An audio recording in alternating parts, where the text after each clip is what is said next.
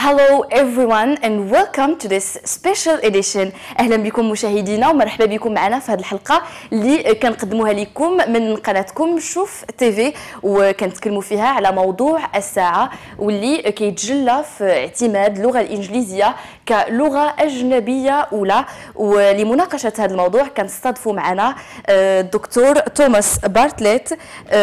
So it is expected that in the coming days a recommendation could be presented to our King Mohammed VI about the adoption of English as the first foreign language in Morocco. This issue will be discussed with Mr. Thomas Alva Bartlett, an American educator who is most notable for having served as president of several universities.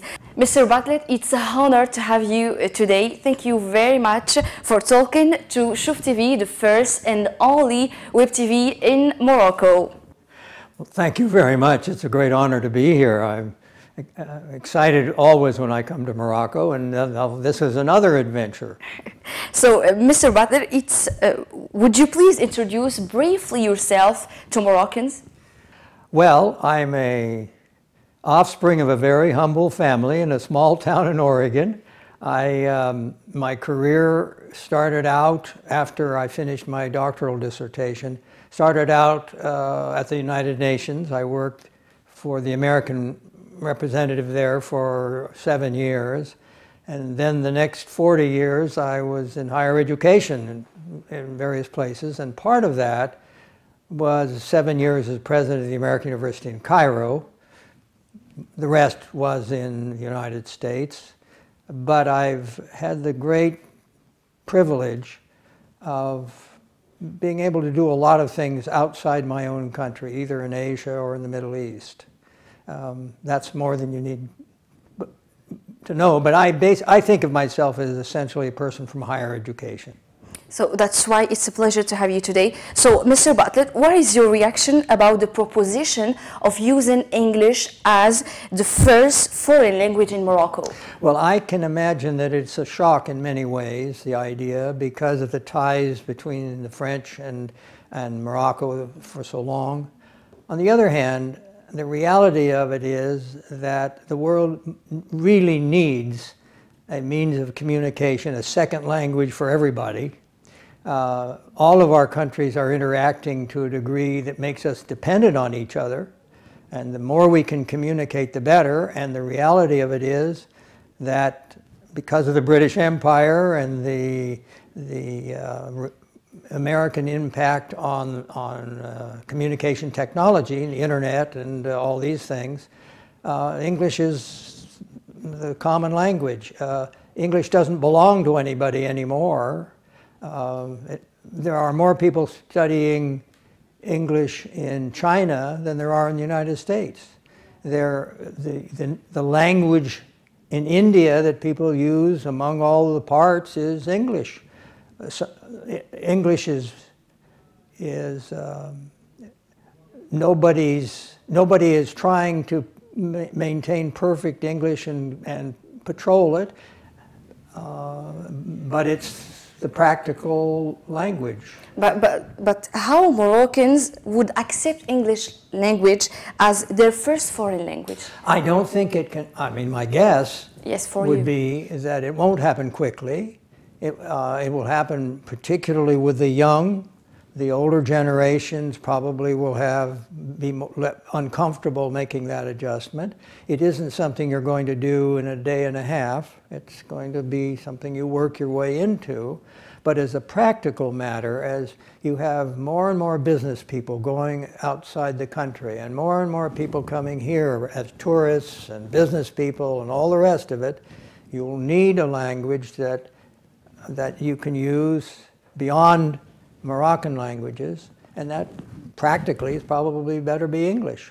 So you think there will be no difficulty to integrate? Oh, I think there will be concerns that somehow this is getting rid of part of our heritage. There will be people, this is not something you do right away. It's something that takes place over a period of time, and particularly by starting with the younger folks, and as they come through into their majority, get older, the language will just kind of come with them.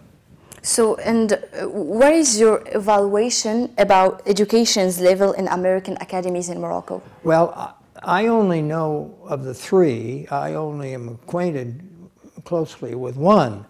But my understanding is that all three of them have full accreditation, and that's significant. And therefore, I would assume that they are doing a good job. And they, of course, do equip their students to use another language. And what are the advantages that you offer to Moroccan children to encourage them to study in American centers, and especially that the cost of American centers is still more expensive than the other foreign centers? The advantage is that at least at this point, it's more likely to be an internationalized kind of education, and it does have the advantage that they come out with English. The disadvantage in the kinds of these three is that they are more expensive. I don't have an answer for that because it's not a model that you would try to replicate for the whole country, and therefore it's always going to be a special education for some people. That's just reality, I think. Do you think that Moroccan teachers are able to teach English? Of course. In an ideal world, we'd all learn second languages from native speakers. That isn't going to work. I think the role of native speakers, whether they're Canada or America or Britain or Australia or wherever, the advantages to be gotten from them will come in the teaching of the teachers. I think it will be useful to the extent that it's possible to have native speakers doing training programs for Moroccan teachers. But of course Moroccan teachers So it's not necessary to depend on American teachers? It isn't practical. Again, take the huge examples. There are very few native speakers of English teaching English in China. There are some, but overwhelmingly it is Chinese teaching Chinese. But if you look at the products, the students coming out of those programs, there are an awful lot of them that are awfully good. The largest number of foreign students in our major universities in the United States are from China, and they've all learned English at home. It can be done. It's just one of those things that takes commitment and takes some time, and people from native speakers can be part of the process to help it, but Moroccans will do it. So after you, with your rich career and large experience as an educator, so what would you suggest to Moroccan Ministry of Education? Well, I go back to where we started. Morocco is a country that is going to be doing more and more with people from other countries. Morocco is an attractive place for tourists. It's a very nice country to encounter and to learn about. You're going to have that industry. You're going to continue to sell your agricultural products all over the place. And there are all kinds of development processes that are going to be involved in Morocco with other parts of the world. So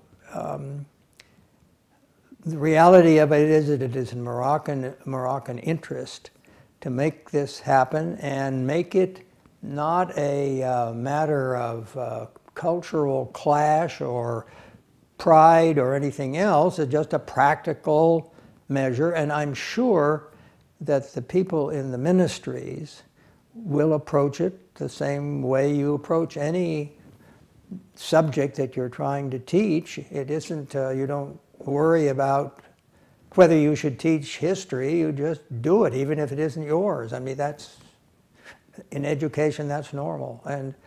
And I have no doubt that over time, the newness and the novelty and the questions and all of the sort of sense of threat, that will go away. Mr. Butler, thank you so much for talking to Shuf TV, the first and only web TV in Morocco. Well, it's a great honor for me, and congratulations on the success of this new enterprise you're into. It's an important addition to Moroccan news and culture. Thank you so much.